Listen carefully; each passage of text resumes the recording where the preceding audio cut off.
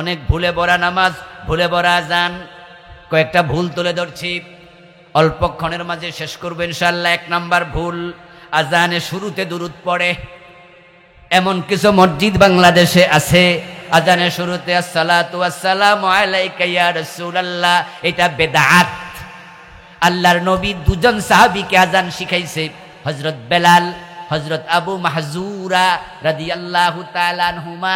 রাসূলুল্লাহর মুয়াজ্জিন তাদেরকে আজান দিতে বলেছেন আল্লাহু আকবার শব্দ দিয়া। দুরূদ আছে, তবে আজানের শেষে। আজানের শেষে, আজানের আমরা জবাব দেব। আজানের জবাব দেওয়ার শেষ, সুম্মা সাল্লু আলাইয়া قال النبي صلى الله عليه وسلم إذا سمعتم المؤذن فقولوا مثل ما يقول ثم صلوا علي। রাসূলুল্লাহ বলছেন যে যখন তোমরা মুয়াজ্জিনকে আজান দিতে শুনবে, সে আজানে যা বলে তোমরা জবাব দাও, অতঃপর আমার উপর দুরূদ পড়ো। সহিহ মুসলিম হাদিস নাম্বার 748। তাহলে দুরূদ আছে আজানের শুরুতে না শেষে? শেষে। কিন্তু শেষে দুরূদ আপনারা কয়জনে পড়েন? মুরব্বীকে আগে তো পড়ে লাইছি, শেষে আবার কি? অনেকে ধাক্কাইয়া সামনে নিছে, অনেকে সামনেও পড়ে না, শেষেও পড়ে না।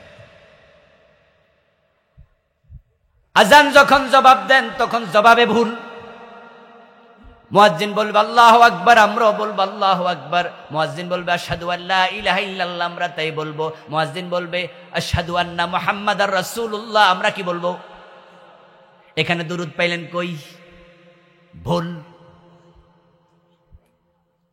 প্রিয় নবীজি সাল্লাল্লাহু আলাইহি সাল্লাম বলছেন ফাকুলু মিসলা মা ইয়াকুলুল মুয়াজ্জিন, মুয়াজ্জিন যা বলে তোমরা তাই বলো। কালেমায়ে শাহাদাত, কালেমায়ে রিসালাত। মুয়াজ্জিন বলছে কানে হাত দিয়া আল্লাহ ছাড়া কোনো ইলাহ নাই, আমরা বলি ঠিক আশহাদু আল্লা ইলাহা ইল্লাল্লাহ, সাক্ষ্য দিচ্ছি আল্লাহ ছাড়া ইলাহ নাই। এবার মুয়াজ্জিন বলে মুহাম্মদ আল্লাহর রাসূল, আমরাও বলবো সাক্ষ্য দিচ্ছি মুহাম্মদ আল্লাহর রাসূল। এখানে সাক্ষ্যের ব্যাপার, কালেমায়ে তাওহীদ, কালেমায়ে রিসালার ব্যাপার। প্রিয় নবী বলে মুয়াজ্জিন যা বলে তোমরা তা বলো। আপনি দুরূদ শরীফটা পাইলেন কই? এখানে ভুল হয়ে গেল। এজন্য দুরূদটা পড়ে নিছে, যে দুরূদ যে লাগবে রাসূলের নাম শুনলে এটা পড়ে। এরপরে আবার কি? মুয়াজ্জিন বলবে হাইয়া আলাস সালাহ, বাংলা অর্থ কি? এখন আপনিও বলবেন হাইয়া আলাস সালাহ, মুয়াজ্জিন আপনিও আইয়েন। হইল না, মিলল না। এজন্য প্রিয় নবী বলে এখানে তুমি বলবে লা হাওলা ওয়ালা কুওয়াতা ইল্লা বিল্লাহ। সুবহানাল্লাহ পড়েন। দেখছেন ইসলাম কত সুন্দর, কি সাইকোলজিক্যাল, কি লজিক্যাল। মুয়াজ্জিনও বলবে হাইয়া আলাস সালাহ, নামাজে আসো। তা আপনি শুনে করেন হ্যাঁ নামাজে আসো, কই যে না, দুইজনে মিল্লা ডাকো না, উনি ডাকুক। বরং তুমি জবাবে বলো লা হাওলা আনিল মাসিয়া ওয়ালা কুওয়াতা আলা তা ইল্লা বিল্লাহ। ও মুয়াজ্জিন, যে নামাজে ডাকছো, আল্লাহ না চাইলে সে নামাজে হাজির হওয়া যায় না। আল্লাহর রহমত দরকার আছে না নাই? এটা হলো লা হাওলা ওয়ালা কুওয়াতা ইল্লা বিল্লাহ। আমার কোনো শক্তি নাই, আল্লাহ শক্তি দিলে আমি যাবো। মুয়াজ্জিন বলবে হাইয়া আলাল ফালাহ, আমরা তাই বলবো না, কল্যাণের দিকে আসো। আপনি বলবেন হ্যাঁ, আল্লাহ তৌফিক ছাড়া কল্যাণ করা অসম্ভব। এরপরে এবার ফজরের নামাজের আজানে মুয়াজ্জিন বলবে আসসালাতু খায়রুম মিনান নাওম, বলবেনি? আমরা কি বলবো? আমাদের দেশে আমরা বলবো সাদাকতা ওয়া বারারতা। কোন হাদিসে এরকম, কোন কিতাবে আছে সাদাকতা ওয়া বারিরতা, রায়ে জের, কোথাও আছে জবর। এই দেশে এটা প্রচলিত হয়েছে। অথচ শুনুন, কিতাবের নাম আল আসরার আল মারফুআহ, লিখেছেন মোল্লা আলী কারি রাহিমাহুল্লাহ, পৃষ্ঠা নাম্বার 233। উনি বলছেন লাইসা লাহু আসলুন, এই শব্দ কে আবিষ্কার করছে জানি না, তবে এটা হাদিসে তার অস্তিত্বই নাই। নামাজে অসংখ্য ভুল, তো আমি এই বইটা লিখেছি। আমার বই 8টা লেখা আলহামদুলিল্লাহ। এই মাসেও, গত মাসেও একটা আসছে, প্রিয় নবীর জীবনের উপরে লিখেছি 280 পৃষ্ঠার বই। আখেরাত নিয়ে লিখেছি 400 পৃষ্ঠার। এটার নাম দিছি হাদিসের বৈচিত্র্যে পূর্ণাঙ্গ নামাজ। কয়েক ডজন ভুল আমি হাতে কলমে এখানে দেখাই দিছি। আমি তো ছোট মানুষ, আমার কথার কি দাম আছে? এই জন্য আমি রেফারেন্স দিছি প্রতিটা। যেমন এখন যেটা বললাম যে সাদাক্তাওয়া বারারতা, সাদাক্তাওয়া বারিতা, আমি যদি কইতাম হাদিসে নাই, তাহলে এই হুজুর কইতো উনি কয়টা হাদিস পড়ছে, ছোট মানুষ। কিন্তু কইছে মোল্লা আলী কারি লাইসা লাহু আসলুন। মিশকাতের সবচেয়ে বড় সরহা, যে কয়টা সরা আছে, যে কয়টা, তার মাঝে একটার নাম মিরকাত, ওইটার লেখক আল্লামা মোল্লা আলী কারি, অনেক বড় আলিম হানাফি মাযহাবের। তাহলে আমরাও বলবো সালাতু খায়রুম মিনান নাওম। তারপরে এবার ইমাম মুয়াজ্জিন আযান শেষ করবে, আমরাও শেষ করব, করে এবার দুরূদ পড়ব। আল্লাহুম্মা সাল্লি আলা মুহাম্মদ ওয়া আলা আলি মুহাম্মদ, আল্লাহুম্মা সাল্লি আলা মুহাম্মাদান নাবিয়্যুল উম্মি সাল্লাল্লাহু আলাইহি ওয়াসাল্লাম। দুরূদ অনেক রকম আছে, আপনি যেটা ভালো লাগে। আমি আমার আখেরাত বইটাতে আপনার এবার যেটা লিখেছি রাসূলের জীবনের উপরে, আমি হাদিসে যতগুলো দুরূদ আছে একটা পৃষ্ঠা সব জমা করে দিয়েছি। অনেক রকম দুরূদ হাদিসে আছে, আপনি যেই কোনো একটা দুরূদ পড়বেন। দুরূদ পড়ার পরে এবার কাজ হলো, এবার দোয়া। আল্লাহুম্মা রাব্বা হাযিহি দাওয়াতিত তাম্মা ওয়াস সালাতিল কায়েমা।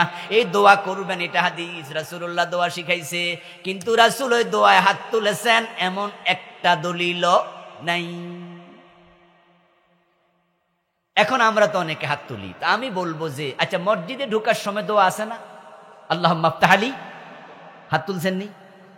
বের হওয়ার সময় দোয়া আছে, হাত তুলছেন? খাওয়ার সময় দোয়া আসেনি? আল্লাহুম্মা বারিক লানা ফিমা রাযাকতানা ওয়া কিনা আযাবান্নার, বিসমিল্লাহি ওয়া আলা বারাকাতিল্লাহ, হাত তুলছেন? আছে। আল্লাহুম্মা বিসমিকা আমুতু, উঠার পর আলহামদুলিল্লাহিল্লাযী আহইয়ানা বা'দা মা, হাত তুলছেন? তো দোয়া মানে হাত তোলা, ফাইলেন কই? বরং আমরা তো দোয়ায় হাত না তুললে মনে করি মনে হইছে না, এটা মনে মজাই নাই।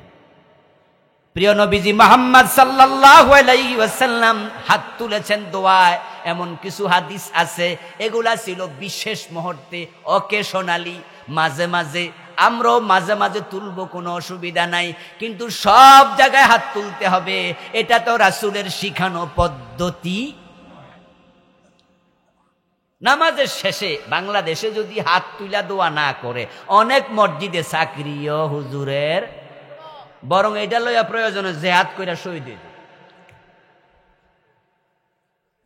প্রিয় নবীজি মুহাম্মদ সাল্লাল্লাহু আলাইহি সাল্লাম নামাজে সালাম ফিরাইলেন, নামাজে সালাম ফিরাইয়া তিনি দোয়া পড়তেন, ইস্তেগফার পড়তেন 3 বার, আল্লাহু আকবার বলতেন, সুবহানাল্লাহ পড়তেন 33 বার, আলহামদুলিল্লাহ 33 বার, আল্লাহু আকবার 34 বার, আয়াতুল কুরসি, আল্লাহুম্মা লা মানিআ ফিমা আতাইতা ওয়া লা মু'তিয়া ফিমা মানআতা ওয়া লা ইয়ানফু জাল জাদ মিনকাল জাদ, আল্লাহুম্মা আইন্নি আলা যিকরিকা ওয়া শুকরিকা ওয়া হুসনি ইবাদাতিকা। প্রিয় নবী দোয়া করতেন, আশহাদু আল্লা ইলাহা ইল্লাল্লাহু ওয়াহদাহু লা শারীকা লা। রাসূল দোয়া করতেন, আল্লাহুম্মা আনতা রাব্বি লা ইলাহা ইল্লা আনতা খালাকতানি আনা আবদুক। এই অনেক দোয়া রাসূল পড়তেন অনেকক্ষণ লাগাইয়া, আর আমরা সালাম ফিরাইয়া আল্লাহুম্মা আমিন, আল্লাহুম্মা শেষ। এই দোয়াগুলো মরে গেছে, সমাজে মরে গেল। এখন আল্লাহুম্মা আমিন কইলেন, হুজুর মনে মনে কি কইছে মুসল্লি হনে নাই, হেরাও কইছে আমিন। আচ্ছা, হুজুর যদি বদদোয়া দেয়, কারণ মসজিদ কমিটি সভাপতি অনেকদিন বেতন বাড়ায় না, হুজুর বিরক্ত হইয়া আছে। হুজুর মনে মনে কইছে আল্লাহ এই সভাপতিগিরি ক্যান্সেল করে দাও, সভাপতিও কয় আমিন, লাগছে নি ফেস। তো কি বুঝা আমিন, আমি শব্দের অর্থ কি? আরে আলেম ওলামা ভাইয়েরা একটু বলেন না, আমিন অর্থ কি? আল্লাহুম্মা তাকাব্বাল, মানে আল্লাহ তুমি। তো হুজুর যে সভাপতির বিরুদ্ধে দোয়া করে আল্লাহের সভাপতির ক্যান্সেল করে দাও, উনি যে আমিন করলে আল্লাহ কবুল করলো, তো আগামী বছরই শেষ। তো কামটা করলেন কি? আমি এই দেশের লোকেরা তালে তালে চলছে গাড়ি, কই যাত্রা বাড়ি, টিকিট কাটো তাড়াতাড়ি। এখন হুজুর আমিন কয়ে দিছে, আমনা আমিন কয়ে দিছেন, তারপর হুজুর ওই দোয়ায়ে মাসনুনা পড়ে না, এই আদিয়ায়ে মাসনুনা মুসল্লিরাও পড়ে না অধিকাংশ। অথচ প্রিয় নবী মুহাম্মদ সাল্লাল্লাহু আলাইহি সাল্লাম বলেছেন যে ফরজ নামাজের পরে নিয়মিত আয়াতুল কুরসি পড়বে, তার মাঝে আর জান্নাতের মাঝে ব্যবধান শুধু তার মৃত্যু। এই যে তাসবিহ ফাতিমি বলে, সুবহানাল্লাহ 33 বার, আলহামদুলিল্লাহ 33 বার, আল্লাহু আকবার 34 বারকে তাসবিহ ফাতিমি বলে। হযরত ফাতেমাকে রাসূলুল্লাহ তাসবিহ পড়তে উৎসাহিত করেছেন। হযরত আলীকে প্রশ্ন করা হয়েছিল, আলী, এই তাসবিহ তো রাসূল ফাতেমাকে শিখিয়েছেন, আপনিও শুনেছেন, এই তাসবিহ রাসূল পড়তেন, আপনিও পড়েন, আচ্ছা দুই একবার কি বাদ দিছেন? আলী জবাব দিয়েছেন, আমি যুদ্ধের মাঠেও তাসবিহ পড়া বাদ দেই নাই। আর আপনার আমার সময় নেই, আমরা আল্লাহুম্মা আমিন কাম শেষ। রাসূলের শিখানো আদিয়ায়ে মাসনুনা এই যে ছেড়ে দিল, তা নিয়ে মসজিদ কমিটির কারো মাথা ব্যথা নাই, কিন্তু আল্লাহুম্মা আমিন না কইলে তাহলে মাথা ব্যথার কোনো অভাব নাই। সিস্টেমের বাহিরে যাইয়েন না ভাই। নামাজে দাঁড়ানোর সময় পা ফাঁকা রেখে দাঁড়ায়। ও দোস্ত, যদি দুইজনের মাঝখানে পা ফাঁকা থাকে, মাঝখানে দাঁড়ায় কে? শয়তান।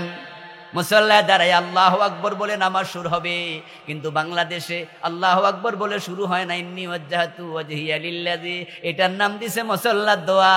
অথচ প্রিয় নবীজি তাকবীরের আগে এটা কখনোই পড়েন নাই। এই মুসল্লার দোয়া ইন্নী ওয়াজ্জাহতু আমরা পড়ি, বাংলাদেশে অধিকাংশই পড়ে, আমরা এখন পড়ি না আলহামদুলিল্লাহ।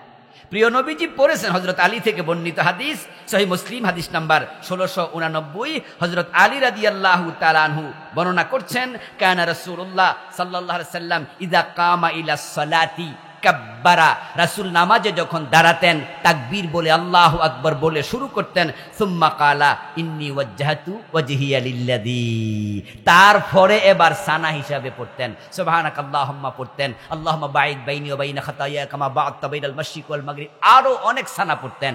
কিন্তু আমরা ধাক্কাইয়া পরেটার আগে নিয়ে, ইমাম সাহেব যখন নামাজে ভুল করে আমরা পিছন দিয়া সংশোধন দেই না? কথা বলেন না ভাইয়েরা? সংশোধন দেন? আচ্ছা কি বলে দেন? কি বলে লোকমা দেয়? আল্লাহু আকবার। কেডা ঢুকাইলো? রাসূল তো বলে নাই, ভুল ঢুকে গেছে। বরং ইমাম যদি ভুল করে, সংশোধনের নিয়ম, ক্বালা রাসূলুল্লাহ সাল্লাল্লাহু আলাইহি ওয়াসাল্লাম লিররিজালিত তাসবিহু ওয়া লিন-নিসাইত তাসবিক। আমি একবারে পৃষ্ঠা নাম্বার দিয়ে আনছি এই বইতে, বইটা নিবেন ইনশাআল্লাহ, গাড়িতে পাবেন, আলেম ওলামারা নেবেন বেশি করে। এবং আমাদের নামাজ লইয়া কিলাকিলি, আমি জোরে না আস্তে, আমি সব কিছু এনেছি একটা বইতে আলহামদুলিল্লাহ। কোনগুলো আছে হাদিসের বৈচিত্র্য এনেছি আমি। প্রিয় নবীজি বলেছেন পুরুষেরা পড়বে সুবহানাল্লাহ, আর যদি মহিলা মুসল্লি থাকে তারা কিছুই বলবে না, হাতের উপরে হাত আওয়াজ করে ইমামরে বুঝাবে ভুল হইছে। রাসূলুল্লাহ শিখাইলেন ইমাম ভুল করলে সুবহানাল্লাহ বলে লোকমা দিও। কেডা যে সুবহানাল্লাহ ধাক্কায়া সরাই আল্লাহু আকবার ঢুকাইছে আল্লাহ।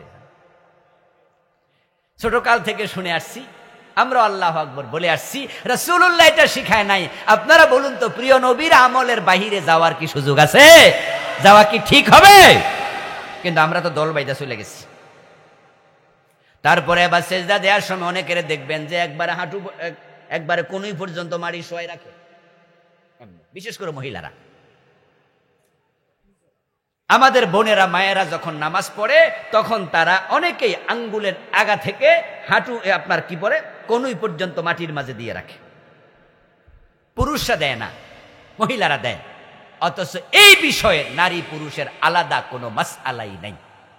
বরং প্রিয় নবীজির নিষেধাজ্ঞা, লা ইয়াবসুত আহাদুকুম যিরাআইহি ইমবিসাতাল কালবি, তোমাদের কেহ যেন কুকুরের মতো তার হাত বিছিয়ে না দেয়। সহিহ বুখারী হাদিস নাম্বার 766। এজন্য হাত আপনার কোনই থাকবে উঁচু। মসজিদে ঢুকেই দেখবেন যে বসে যায়। মসজিদে ঢুকে 2 রাকাত পড়ার আগে বসতে রাসূলুল্লাহ নিষেধ করেছেন, এবং 2 রাকাত না পড়ে বসছে তাই এক সাহাবীকে দাঁড় করাইয়া 2 রাকাত পড়াইছেন। ইযা দাখালা আহাদুকুমুল মাসজিদা ফালা ইয়াজলিস হাত্তা ইউসাল্লিয়া রাকাতাইন, তোমাদের কেউ যখন মসজিদে ঢুকবে 2 রাকাত না পড়ে সে বসবে না। চেয়ারে বসে নামাজ পড়া একটা বদঅভ্যাস চালু হয়েছে, এটা আসেনি এলাকায়? আচ্ছা, যদি আব্বাসের বাপ বসতে পারে, আমি বসতে পারবো না চেয়ারে? আমি করিম আলীর বাপ, হেতে গিয়ে আমার টাকা পয়সা কম আছে? মসজিদে যদি হে চেয়ারে বইতে পারে, আমার একটা চেয়ার কিনে দেবে। 0.5 কিলোমিটার হাইটটা আসে, মসজিদে গিয়ে চেয়ারে বসে। বাজারের খরচার ব্যাগ 2 হাতে 2টা, বাড়িতে নিয়ে পরে মসজিদে চেয়ারে বসে। ফরজ নামাজ দাঁড়াইয়া পড়া ফরজ।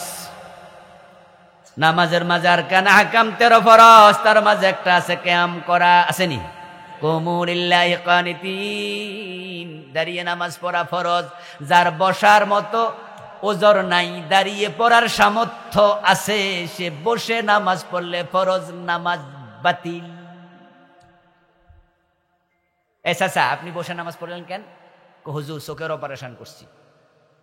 তো চোখের অপারেশন করছেন, হাঁটুতে সমস্যা কি? না হাঁটুতে সমস্যা তো বললেন কেন? ঠিক আছে, তো বললাম কেন? মানে চোখে অপারেশন করছে, ডাক্তারে বলছে যে সেজদাটা আপনি মাটিতে দিয়েন না 5-7 দিন, চোখে একটু সমস্যা, সেজদা ইশারা দিয়ে। কিন্তু হে এসে চেয়ারে বসে, জিগাইলাম যে ঘটনা কি চাচা? চোখ অপারেশন। তো হাঁটুতে সমস্যা কি? হাঁটুতে সমস্যা নাই, মাজা। না তো বসলেন কেন? এবার ঠিক আছে, তো বললাম কেন? কারণ আমি তো দাঁড়ায় দাঁড়ায় কেরাত পড়তে পারতাম।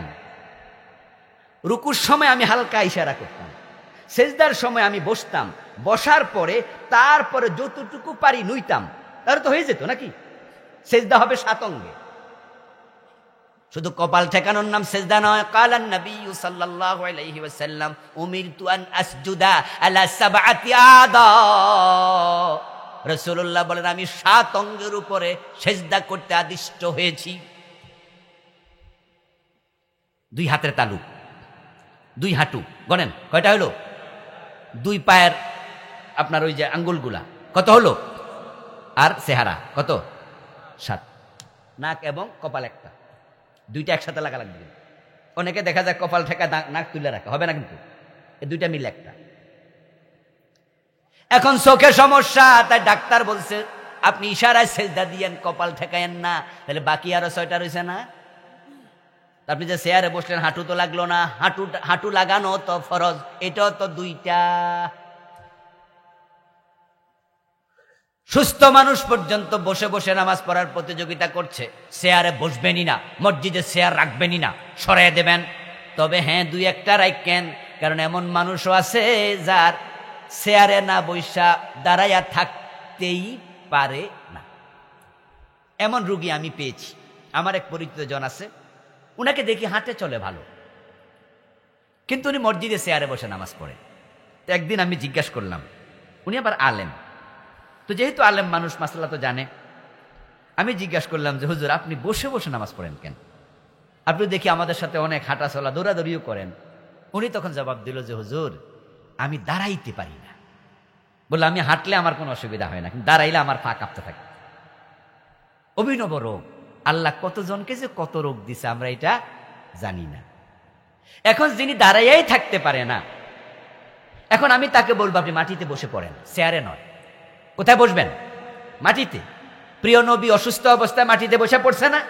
রাসূলুল্লাহ জামানা কি চেয়ার ছিল না? অবশ্যই ছিল, সে হাদিস আমি এনেছি। রাসূলের জামানায় চেয়ার ছিল, কিন্তু রাসূল চেয়ারে বসেন নাই, মাটিতে বসছে। তো আমরা কোথায় বসবো? মাটিতেই। চেয়ারে বসাতে বিনয় বেশি না মাটিতে বিনয় বেশি? নামাজ হচ্ছে বিনয় প্রকাশের সর্বশ্রেষ্ঠ জায়গা। আমরা কার সামনে দাঁড়াই? বলেন কার সামনে? এজন্য তুমি চেয়ারে বসলে রবের সামনে বিনয় প্রকাশ হয় না, মাটিতে বেশি। কিন্তু 2 পা ভাঁজ করে মাটিতে বসতে পারে না, এমন লোক আছে না? আবার সে কি করবে? তার জন্য ওজর বশত চেয়ার। ওজর আছে যতটুকু, মাপ হবে ততটুকু।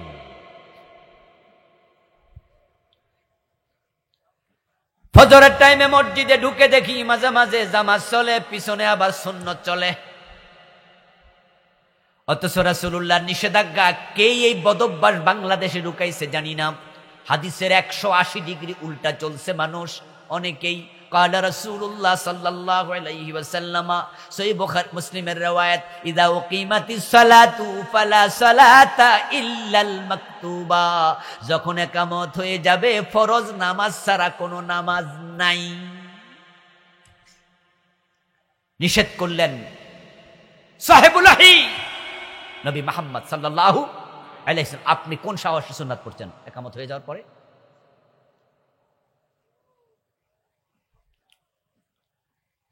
আচ্ছা, যখন ফরজ নামাজ চলে আর আপনি সুন্নাহ পড়েন, তখন আপনার কাছে গুরুত্ব কোনটার বেশি হলো? কথা বলেন না কোনটার? অথচ গুরুত্ব কোনটার বেশি? তা আপনি যেটা ইম্পর্টেন্ট সেটা ছেড়ে দিলেন কেন? মনে মনে ভাবছেন যে হুজুর সুন্নাহ শেষ করেও তো ফরজটা পামু, কারণ ফজরের কেরাত তো লম্বা, এই জন্য ভাবতেছি যে আমি ওইটাও পড়ি, এটাও হয়ে গেল, সুন্নাহ তো আমি ছেড়ে দে, ফরজ তো ছেড়ে দেই নাই, ফরজ তো পড়তেই গেছি, তবে যেহেতু লম্বা কেরাত সেহেতু হুজুর এই চিন্তা আর কি। আমি তখন বলবো, হ্যাঁ এই চিন্তা আপনি লালন করলেন, রাসূল মানা করার পরে নিজের চিন্তা পাইলেন কি? প্রিয় নবী যে ইজমালি বলেছে সকল ওয়াক্তের জন্য, ফালা সালাতা ইল্লাল মাকতুবা, কোন নামাজ নাই শুধু ফরজ। এক সাহাবীদের কিছু আমল আছে আবার, ফরজ নামাজ ফজরের টাইমে চলাকালে কোন সাহাবী সুন্নাহ পড়েছেন, এটা দলিল আমি এই বইতে এনেছি, সাহাবীদের আমল আছে। তাহলে এখন কথা উঠতে পারে, হুজুর ওই সাহাবী যে পড়লো তার উত্তর কি, সেটাও এনেছি। প্রিয় নবী এক সাহাবীকে যখন দেখলেন যে তিনি একামত চলাকালে সুন্নাহ নিয়ত বাজছে, প্রিয় নবী নামাজ শেষে ডাকলেন, ডেকে বললেন, এই মিয়া, তোমার কাছে গুরুত্ব কি তোমারটার বেশি না আমারটার বেশি? প্রিয় নবী বলছে, আমি নামাজের ইমাম হয়ে নামাজ শুরু করতে যাচ্ছিলাম আর একামত চলছে, তুমি সুন্নাহর নিয়ত বাঁধছো, প্রমাণ করছো আমারটার দাম তোমার কাছে কম। রাসূল তাকে ধমকাইলেন। এ ধমকানো প্রমাণ করে ফরজ চলাকালে ইকামতের পরে যেই সাহাবীদের আমল পাওয়া যায়, তারা নিষেধাজ্ঞার হাদিসটা তখনও তাদের কাছে হয়তো পৌঁছেনি, কারণ রাসূলের ধমকানো প্রমাণ করছে নিষেধাজ্ঞার হাদিস বলবৎ ছিল এখনো। আমার প্রিয় ভাই, মোটামুটি অনেকগুলো বিষয় বলে ফেলেছি, আর একটা বিষয় বলে শেষ করব, শুয়ে নামাজ পড়ার নিয়ম। আমাদের দেশে যখনই মানুষ শুয়ে নামাজ পড়ে, তখনই মানুষের অভ্যাস হলো শীত হয়ে পড়ে। কিন্তু শীত হয়ে যখন মানুষ শুয়ে নামাজ পড়ে, তখন তার কেবলা কই? নামাজের মাঝে কেবলামুখী হওয়া নফল না ফরজ? এই যারা জানেন বলেন। ইয়েস, 13 ফরজের এক ফরজ, ফাওয়াল্লি ওয়াজহাকা শাতরাল মসজিদিল হারাম, তোমার চেহারা কাবার দিকে ফিরাও। এখন আপনি যে শীত হইয়া নামাজ পড়লেন, কেবলা কি আসমানে একটা আছে নাই? এজন্য ইল্লা আলা জানবিন, হাদিস হচ্ছে কাত হও। তাই যারা শুয়ে নামাজ পড়বে ওদেরকে কেবলামুখী করে কাত করে দেবেন, তাহলে চেহারা কাবার দিকে ফিরবে। কিন্তু যাদের কাত হওয়ার সামর্থ্য নাই, তাদের ব্যাপারে যারা আইসিইউতে আছে, শীত হইয়া শুয়ে আছে, ডাক্তার এমনগুলো যন্ত্র এখানে একটা লাগাই রাখছে, এমনে রইছে, ও ইশারা নামাজ পড়বে। এখন বেড়া কাত হবে কেমনে? ওজর আছে যতটুকু, মাপ আছে ততটুকু, তার মাথার পিছনে বালিশ দেন, কেবলার দিকে মাথাটা একটু উঁচু করে দেন, হয়ে যাবে। কিন্তু স্বাভাবিক ব্যক্তির জন্য শীত নয়, কাত হয়ে নামাজ পড়বে। আমার প্রিয় ভাই, ইসলাম বড় সুন্দর একটি ধর্ম, কিন্তু তার আইনগুলো দেশে অচল। এগুলো সচল করা দরকার আছে না নাই? সেজন্য আপনাদের জাগতে হবে, আমরা যদি জেগে উঠি তাহলে ইনশাআল্লাহ ইসলামে দেশে আসবে, কেউ ঠেকাতে পারবে না। আয়াতে কারিমার দ্বিতীয় অংশ, ওয়াকিমিস সালাতা ইন্নাস সালাতা তানহা আনিল ফাহশাই ওয়াল মুনকার। আল্লাহ বলো, প্রিয় নবীজি, আপনি নামাজ কায়েম করুন, নিশ্চয় নামাজ যাবতীয় অন্যায় থেকে, অশ্লীলতা থেকে ফিরিয়ে রাখে। নামাজ হচ্ছে ঈমানের পরিচায়ক। আমরা যারা ঈমানের দাবি করছি, তাদের জন্য ঈমানের পরিচয় হলো শুধু নামাজ। যার নামাজ নাই তার ঈমান নাই, পরিচয় দেওয়ার কোনো সুযোগই নেই।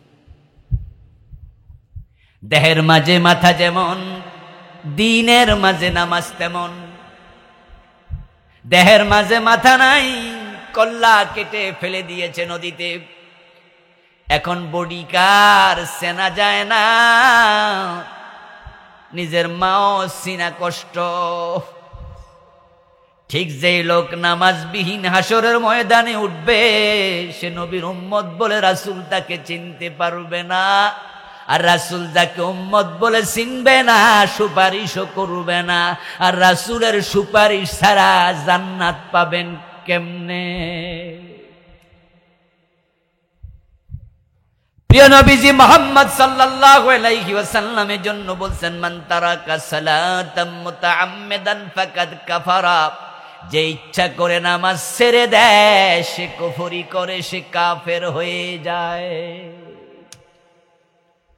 বাইনাল আবদি ওয়া বাইনা শিরকি ওয়াল কুফরি তারকুস সালাত।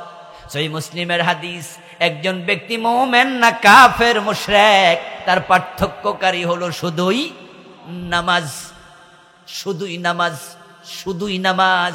এ টুপি নয়, দাড়ি নয়, পাজামা পাঞ্জাবি, এটা মোমেনের পরিচয় নয়। কারণ হিন্দুর মুখেও দাড়ি আছে, এমন হিন্দু আছে। গান্ধী টুপি মহাত্মা গান্ধী মাথায় দিত, হিন্দুরাও টুপি মাথায় দেয়। ভারতের দিল্লির বর্তমান যে গভর্নর, আপনার মেয়র, তার নাম হলো কেজরিওয়াল। নাম শুনছেন? কেজরিওয়ালকে আপনি আজকেই টুইটারে অথবা গুগলে সার্চ দিবেন, দেখবেন তার ছবি আসবে। ওর মাথার মাঝে একটা কিস্তি টুপি থাকে, সে কিস্তি টুপি মাথায় দেয়, অথচ হিন্দু। কারণ সে গান্ধীর ভক্ত। আর গান্ধী মিয়া একটা টুপি মাথায় দিতে, যার নামে হয়ে গেছে গান্ধী টুপি। আমি হিমালয় দেখার জন্য একবার নেপাল গিয়েছিলাম। কাঠমান্ডুতে নেমে আমি এত বেশি টুপি দোকান পেয়েছি, আমি অবাক হয়েছি, কিরে এত টুপি কিনে কেনা? কারণ পৃথিবীর একমাত্র হিন্দু রাষ্ট্রের নাম হলো নেপাল। বাই বর্ন, জন্মসূত্রে এত হিন্দু ইন্ডিয়াতেও নেই। ইন্ডিয়াতে হিন্দুর সংখ্যা 60% কম বেশি, আর নেপালে হিন্দুর সংখ্যা 95% বেশি। কিন্তু টুপি দোকান মক্কা মদিনার চেয়েও বেশি। এরকম উঁচু টাইপের নৌকার সাইজে টুপি এবং তাসবি, টুপি দোকান, তাসবি দোকান। তাকিয়ে দেখলাম যে কারা কিনে, দেখি লাইন ধরে হিন্দুরা টুপি কিনতেছে। অনেক হিন্দু টুপি মাথায় দেয়। গান্ধী টুপি মাথায় দিত, কেজরিওয়াল টুপি মাথায় দিত, রবীন্দ্রনাথ মুখে দাঁড়িয়ে রাখছে, পাঞ্জাবি গায়ে দেয়, এমন হিন্দু বাংলাদেশেও আছে। কিন্তু নামাজ পড়ে এমন হিন্দু বৌদ্ধ কয়জন পাবেন পৃথিবীতে? নামাজ এমন এক ইবাদত যেটা মুসলমান ছাড়া কেউ করে। আমেরিকার রাস্তায় চলছেন, গাড়ি চলছে 100 মাইল গতিতে। রাস্তার পাশে তাকিয়ে দেখলেন টাই পরা, শুট পরা, দাড়ি নাই, মুছ নাই, মাথায় টুপিও নাই, কিন্তু একটা লোক রুকু করছে, সেজদা দিচ্ছে রাস্তার পাশে দাঁড়ায়া। আপনি তাকায়া বুঝবেন নামাজ যেহেতু পড়ছে, লোকটা অবশ্যই মুসলিম। কিন্তু আপনার সিটে বসে আছে পাশে দাড়িওয়ালা, আপনি বুঝবেন হে মুসলিম, কারণ দাড়িওয়ালা তো হিন্দু বাংলাদেশও। একজন বিখ্যাত সঙ্গীত শিল্পী আছে দাড়িওয়ালা, ছোট ছোট দাড়ি, বাংলাদেশে। কি নাম? এন্দ্র কিশোর। দাঁড়িয়ে আছে না? ইয়েস, দাঁড়িয়ে আছে।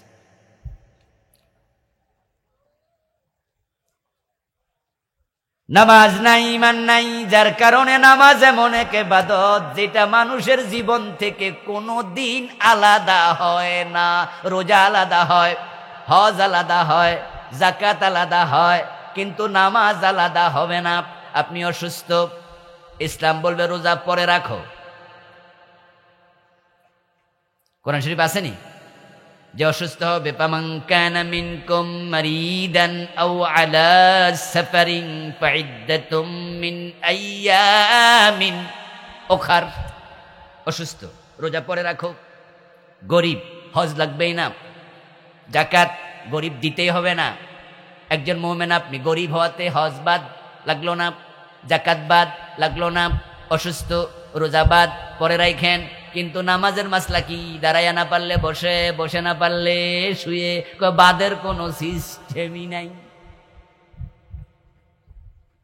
শুধু বাদ তো দূরের কথা, কাজা করারই সিস্টেম নাই।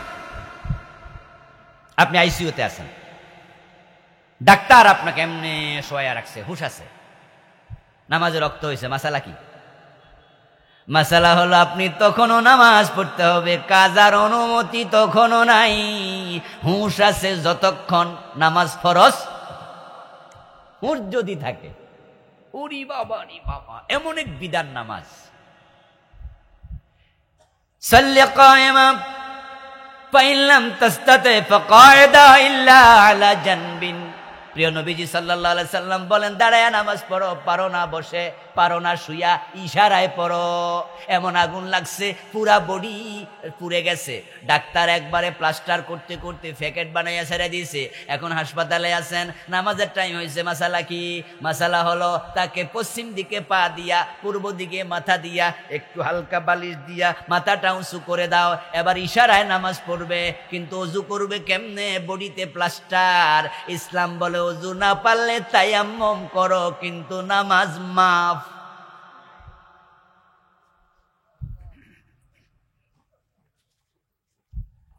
দেহের মাঝে মাথা না থাকলে রোগী বাঁচে না, মানুষ বাঁচে না। নামাজ তোমার দিনের মাঝে নাই, তোমার ঈমানও বাঁচবে না।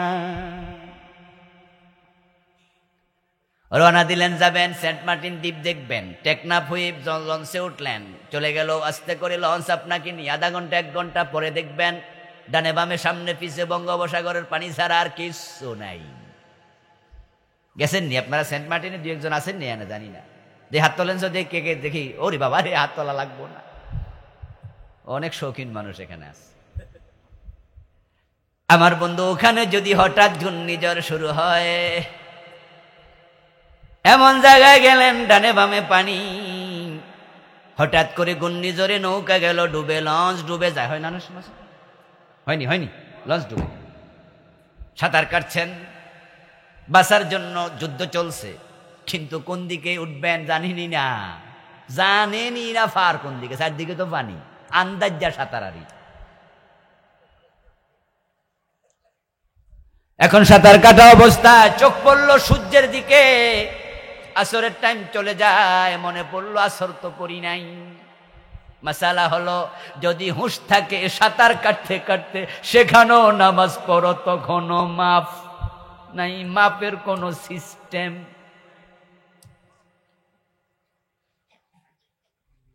কাজার অনুমতি আছে 3 শর্তে, মাফের সিস্টেম, মাফের কোন সিস্টেম নাই। কথা কি বুঝাতে পারতেছি আমি? নামাজ মাফের কোন সিস্টেমই নাই। হজ মাফ হবে, যাকাত মাফ হবে গরিব বলে, কিন্তু নামাজ মাফ হবে না, গরিবেরও মাফ নেই। সবার সমান, সবার সমান। 1000 কোটি টাকার মালিক, দুনিয়ার সবচেয়ে বড় রাষ্ট্রের প্রেসিডেন্ট, আল্লাহকে কপাল আমার পায়ে ঠেকা, সুবহানাল্লাহ পড়েন। গরিব হে যেমন মাথা ঠেকাবে, তুই ধনী তুইও। ক্ষমতা না, রিক্সাওয়ালা, ঠেলাওয়ালা, দিনমজুর, বাড়ির ফিয়ন, দারোয়ান, সে আমার কাছে কপাল ঠেকাবে। তুই বড় দেশের প্রেসিডেন্ট, তুই কপাল আমার কাছে ঠেকাতেই। যে ইমানের হাজিরা, ইমানের হাজিরা, এটা ইমানের সিগনেচার। দিনে 5 বার সাইন করা লাগে, নাকে খত দিয়া, যে আল্লাহ আমি তোমার গোলামির দিনে আসি, আমি গোলামির বাহিরে যাই না। 3 শর্তে নামাজ কাজা করা যাবে। একটা হলো ভুলে গেলে, আপনার মনেই নাই নামাজের কথা, এমন ব্যস্ত ছিলেন যে কখন যে টাইম চলে গেছে টেরই পান নাই। তাহলে প্রিয় নবীজি বলেছেন, যখনই স্মরণ হবে সাথে সাথে নামাজ পড়ো। এই যে মনে নাই, আল্লাহ তোমার এই জন্য আক পাকড়াও করবে না, মাফ, পড়ে নাও, কাজা হয়েছে। আর একটা হলো ঘুমিয়েছিলেন, এমন ঘুম টেরিফান নাই, কখনো ওয়াক্ত চলে। প্রিয় নবীজি নিজে ঘুমাইয়া নামাজ কাজা করছে, 2-1 ওয়াক্ত রাসূলের জীবনও করছে, নামাজ কাজা হয়েছে। যুদ্ধের মাঠে লাগাতার 4 ওয়াক্ত, ঘুমের মাঝে কাজা হয়েছে 1 ওয়াক্ত ফজর। তাও যুদ্ধ থেকে ফেরার পথে উপত্যকায় নামলেন, তাবু খাটালেন, রাসূল বিশ্রাম নিলেন, আলীকে দায়িত্ব দিলেন, আলী তুমি কিন্তু ঘুমাইও না, তুমি ফজরের টাইমে আমাদেরকে ডাক দিবা, আজান দিবা, আল্লাহু আকবার, আমরা জেগে যাব। হযরত আলী রাদিয়াল্লাহু তাআলা আনহু ওটের পিঠে বসলেন, পূর্ব দিকে মুখ করে। মনে মনে ভাবলেন, সূর্য তো পূর্ব দিকে উঠবে, তাহলে তো আবার যখন লাল লাল ভাব ধরবে বুঝবো সবে সাদে কাটছে, আজান দিয়ে দেব। কিন্তু রাসূলুল্লাহর চেহারার মাঝে সূর্যের আলো পড়ল রাসূল চোখ ময়লা দেখে সূর্য উঠা গেছে, ওটের ফিটে বইয়া আলীও ঘুমাচ্ছে। আল্লাহর হাবিব বলেন, আলী এই তোমার দায়িত্ব দিয়েছিলাম, কি করলা এটা? হযরত আলী চোখ মেল্লা সাইজে সূর্য উঠে গেছে। ইয়া রাসূলুল্লাহ, আপনি যার কাছে পরাজিত হয়েছিলেন আমিও তার কাছেই পরাজিত হয়েছি। এর মানে ঘুম আপনারে যেমন কাতর করে আলীরও। হুজুর আসলে আমি সোজাই বইছিলাম, কিন্তু কোন সময় যে চোখ বন্ধ হয়েছে আমি টেরই পাই। প্রিয় নবীজি বললেন, এই উপত্যকায় শয়তান আছে, এখানে থাইকো না, সামনের উপত্যকায় চলো। সবাই সেখানে গেলেন। তারপরে জামাতে ফজরের নামাজ কাজা আদায় করলেন। এই যে কাজা হয়ে গেল, আল্লাহ ধরবে না, কারণ আপনি তো ঘুমেছিলেন, এই অনুমতি আছে। এই হাদিস শুনে অনেকে মনে মনে খুশি, কথা হইলে আমি তো ঘুমাই থাকুন। কিছু লোক আছে তো সুবিধা খোঁজে, ইচ্ছা করে ঘুমাইলে হবে, হবে না, কিন্তু হবে না, ইচ্ছা করে ঘুমাইলে হবে না। 3 নাম্বার হলো, যদি বেহুশ হয়ে যায়, হুঁশ আসার পরে নামাজ পড়ে নেবে। কারণ হুঁশ যখন ছিল না তখন নামাজের বাধ্যবাধকতাও নাই। এই 3 কারণ ছাড়া নামাজ কাজার অনুমতিও নাই। হুঁশ আসে যতক্ষণ নামাজ ফরজ। এখন এই নামাজ আমাদের দেশে গাফলতিতে পড়েছে। কত লোক আছে আল্লাহর বান্দা ইচ্ছা করে নামাজ কাজা করছে, আলহামদুলিল্লাহ এমনও আছে। ওই সৌভাগ্যবান মানুষ আমি দেখি খেতের আইলে দাঁড়াইয়া কৃষক চাচা গামছা বিছায়া নামাজ পড়ে, এমনও 2-4 জন। এগুলো ভালো মানুষ, এগুলো ভালো মানুষ। আমি ঢাকা শহরে দেখেছি, রিক্সাটা ফুটপাতে নিয়া একবারে কোনায় নিয়া, তারপর রিক্সার সামনে খাড়াইয়া গামছা বিছিয়ে নামাজ পড়তেছে। আমি বুঝছি যে রিক্সা যদি আবার দূরে রাখে চুরি হয়ে যাবে, এজন্য বেটা রিক্সার পাশে দাঁড়াইয়া রাস্তায় নামাজ পড়ে ফেলতেছে। আর আপনারা আছেন এসি রুমে বসে থাকেন, আল্লাহ অনেক ভালো রাখছে, সুস্থ আছেন, সবল আছেন, অর্থনৈতিক দৈন্যতা নাই, কষ্ট নাই, এরপরও ভালো মানুষ নামাজ পড়ে না। এগুলা হতভাগা, এগুলো হতভাগা। হাসরের ময়দানে 1 নাম্বার হিসাব হবে কিসের? নামাজ। 1 নাম্বার হিসাব নামাজ। নামাজ যদি পড়ো, ইন্নাস সালাতা তানহা আনিল ফাহশাই ওয়াল মুনকার, নামাজ অন্যায় থেকে ফিরাবে। কথাটা কার? একটু জোরে বলেন, কার কথা? কিন্তু নামাজি সুদ খায় এমন নামাজি আছে না নাই? নামাজ পড়ে ঘুষ খায় এমন অফিসার আছে না নাই? নামাজ পড়ে পরের জমি দখল করে মালে বেজাল দে, ওজনে কম দে, এমন লোক আছে কিনা? ওর নামাজ তো অন্যায় থেকে তাকে ফিরাতে পারলো না, তো আল্লাহর কথা তো এখানে মিলল না। ইন্নাস সালাতা তানহা আনিল ফাহশাই ওয়াল মুনকার, নিশ্চয়ই নামাজ অন্যায় থেকে ফিরাবে। এখানে তো তাকে সুদ থেকে ফিরালো না, ঘুষ থেকে ফিরালো না। কারণ কি? আল্লাহর কথা ঠিক, তার নামাজ বেজাল, তার নামাজটা আসলে নামাজ নাম, তার নামাজ আল্লাহ পর্যন্ত যায় না, কবুল হয় না। আর যার নামাজ কবুল হয় না, তার নামাজ তাকে অন্যায় থেকেও ফিরাতে পারবে না। কেন কবুল হয় না? অনেক কারণ, একদিনে সব বলা যাবে না। আজকে একটু স্পেশাল কিছু কথা এখন বলছি, শুনবেন খুব মনোযোগ দিয়ে। আমাদের অনেক আলেমদের নামাজ পর্যন্ত কবুল হয় না, সাধারণ মানুষ বাদ।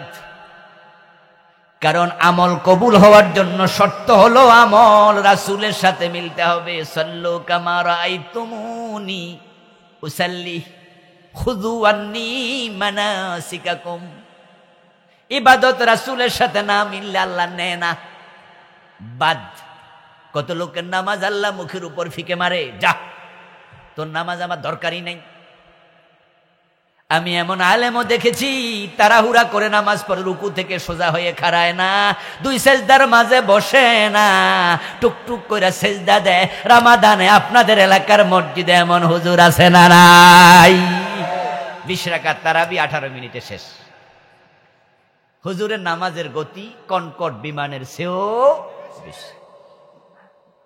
আল্লাহু আকবার, সামি আল্লাহু লিমান হামিদা, রব্বানা, এরকম এরকম করে করে করে রুকু থেকে সোজা হয়ে দাঁড়ানো ওয়াজিব। দুই সেজদার মাঝখানে সোজা হয়ে বসা ওয়াজিব। ছুটে দিবা সৌ সেজদা ওয়াজিব, সৌ সেজদা দিবা না, নামাজ বাদ। রমাদানে কত লোকে তারাবিজে ফেরেশতারা একবার গোলা কইরা বাইন্দা মুখের উপর মারে, হিসাবই নেই। রমাদানে তো ওই দেশে নামাজের নামে ফাইজলামি চলে অধিকাংশ মসজিদে, আল্লাহর সাথে তামাশা চলে। দোষ কিন্তু আপনাদের, হুজুরের দোষ বেশি দিয়েন না। হুজুরদেরকে চান্স পাইলে তো ধরে লাইবেন, কারণ হুজুর কি করব? হুজুরের যে সভাপতি কয়ে দিচ্ছে কানে কানে, হুজুর জোরে মারেন। হুজুর কিন্তু প্রথম দিনে জোরে টানে নাই, প্রথম দিন ঠিকঠাকে টানতেছিল সুন্নাত তরিকা সুন্দর নামাজ, কিন্তু সভাপতি সাহেব ইশারা দিছে, সেক্রেটারি কইছে হুজুর লোক কিন্তু যেতে গেছে, মসজিদ কিন্তু অর্ধেক হয়ে গেছে খালি। পরের দিন হুজুর পিছনে তাকায় দেখে গতকাল ছিল পুরা মসজিদ, আজকে 3 কাতার। হুজুর মনে মনে ভাবে যদি সুন্নাত তরিকা নামাজ পড়ি, রাসূলকে ফলো করি, তাহলে তো শেষ দশকে গিয়ে দেখা যাবে মুসল্লি মুয়াজ্জিন আর আমি। তখন টাকা, বউ আছে, পেট আছে, পুত আছে, ওলামান আছে, ঈদ করা লাগবো না, বেতন পাবো কই? সভাপতিও কয়ে দিছে হুজুর তাইলে আমনের দায়িত্ব আমনে নেন, আমি কিন্তু জানি না। তো হুজুর কয় পরের দিন থেকে ঠিক আছে, যা তোরেও খাইছি আমিও গেছি, আল্লাহু আকবার। হুজুর যখন এবার টান মারছে বিমানের গতিতে নামাজ, কি পরে আয়াতের শব্দ উচ্চারণ হুজুরও বোঝে না, শ্রোতাও বোঝে না। আবার অহংকার করে এলাকার লোকেরা, খতম তারাবি পড়ছি কিন্তু এমন এক নিঃশ্বাসে হুজুর 1 পৃষ্ঠা পড়ে লায়, বাবা রে বাবা। শুধু শেষ দিকে জোয়ালে নিন কয়ে টান মানলে পাবলিক বোঝে রুকুতে যাওয়ার সময়। তখন মোটামুটি একটা প্রস্তুতি নিতে আছে। আমি এমন নামাজি দেখছি পিছনে দুষ্টামি করে, শুধুমাত্র রুকুর টাইমে এসে আল্লাহ হেও কয় যে 20 রাকাত পড়ছি কিন্তু। বাহ, রাকাত গনছ, রাকাত গনছ দোস্ত, কোয়েন্টিটি হলো, কোয়ালিটি কোথায়? আইয়ুকুম আহসানু আমালা, কোরআনে আল্লাহ বলে আমি বানাইছি, দেখতে চাই কার আমল কত সুন্দর। যারা এমন নামাজ পড়ে তাদের নামাজটা সুন্দর না অসুন্দর? কথা কয় না রে, কইতে রাজি না। সুন্দর না অসুন্দর? কি পড়লেন এসব? বরং হুজুর যখন 20 রাকাত 18 মিনিটে শেষ করছে, এবার সভাপতি সেক্রেটারির দিকে তাকাইয়া মুস্কি এসে কয়, এতদিনে একটা হুজুর আল্লাহ মিলাইয়া দিছে, পাইছি। হুজুর রে দুধ খাওয়াও রোজ করে আধা কেজি দুধ খাওয়াইবা, আগামী দিন থেকে যেন 15 মিনিটে আনতে পারে, হাঁটুতে বল হোক। এই নামাজ অন্যায় থেকে ফেরাবে না। কেমনে ফিরাবে? নামাজ তো রাসূলের সাথে মিলে না। যে ভুলগুলো আছে সংশোধনী দিলাম, আরো কিছু লেখা আছে বইতে, নেবেন। আল্লাহ তাআলা যা বললাম আমাকে যারা শুনলেন সকলকে মেনে চলার তৌফিক দান করুন, বলি আমিন। হাযা মা ইনদি ওয়াল ইলমু ইনদাল্লাহ, আলাইহি তাওয়াক্কালতু ওয়া ইলাইহি উনীব। আল্লাহ হাফিজ। আমরা সংক্ষেপে একটু দোয়া করে তারপরে বিদায় নিতে চাই। আল্লাহুম্মা আমিন। আল্লাহুম্মা আনতাস সালাম ওয়া মিন